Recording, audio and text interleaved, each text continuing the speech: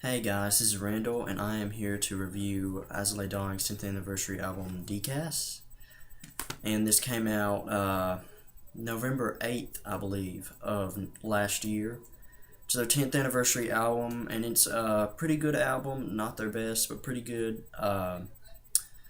If you look at it in a technical way, it is really an EP because it only has 3 new I Lay Dying songs on it. And the rest are just covers, one medley, and a few remixes.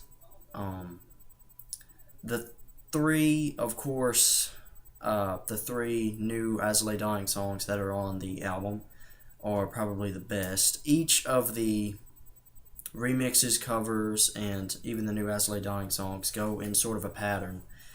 It shows their 3 styles of music, the way they do music. The first one, Paralyzed, is sort of represents their regular sound of like stuff they do with their songs, An Ocean Between Us or Upside Down Kingdom or something like that. And their heavier sound, heavier thrashier, is represented with From Shapeless to Breakable.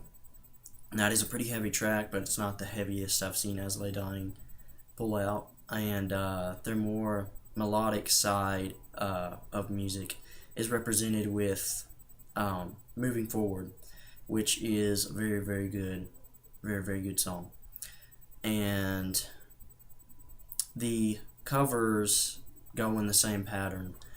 The first cover, Warren Symbol, is an anti-war song by Slayer, and I do believe Tim Lambus has said that they did it for a video game. Don't know what video game that is, but it would be nice if I knew. And it's pretty heavy too. It's a little heavier than From Shapeless to Breakable. And then next two resemble their melodic side, and they are Helion and Electric Eye, both by Judas Priest. And Helion is just an instrumental intro to Electric Eye, which is probably the best cover on the album. And I do believe Helion was originally a song, not just an instrumental intro, but they just made it into an instrumental intro, I guess, as I Lay Dying did for their album. And then after that, there's Coffee Mug, and that's by The Descendants, which I think is a rap group. I'm not sure. But anyways, that's probably the worst cover on the album. It's not even like a minute long, and it's just very silly, and I hardly listen to it. It's just bleh. And then the next track is the medley that's on the album, and it is Beneath the Encasing. And it is a mix of a few songs from their first album, Beneath the Encasing of Ashes. And it's pretty good. I think it represents the album pretty good, and I liked it, especially coming from somebody who doesn't have the album. And then we get into the remixes, and the remixes got some complaints because people were starting to think I Lay Dying was going to do this thing all the time. But anyways, they remixed The Blinding of False Light, Wrath Upon Ourselves, Confined, Elegy, and on the digital version of the album, you get the remix to Upside Down Kingdom. And I enjoyed the remixes myself, but a lot of people complained about them. They were complaining that they were fearing that I Lay Dying would do this thing a whole lot, but really you just have to take it with a grain of salt. The worst remixes were probably the remix to Elegy and a remix to Wrath Upon Ourselves.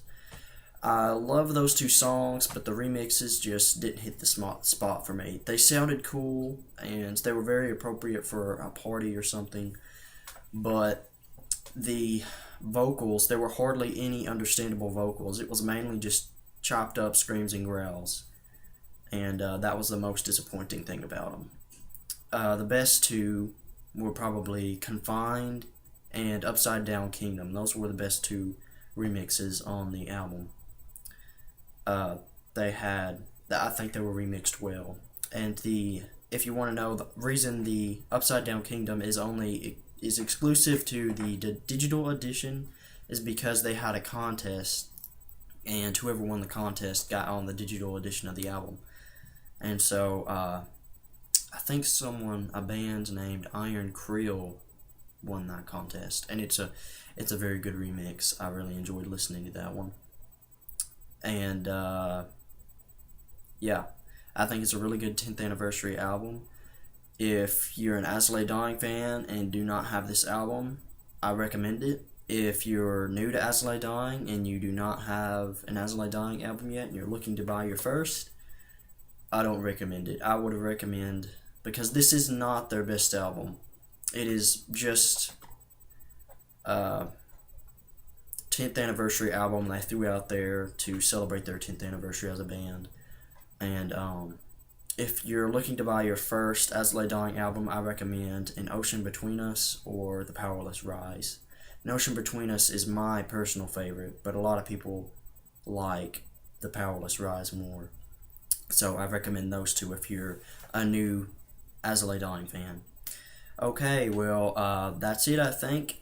Thanks for watching. Rate, comment, and subscribe.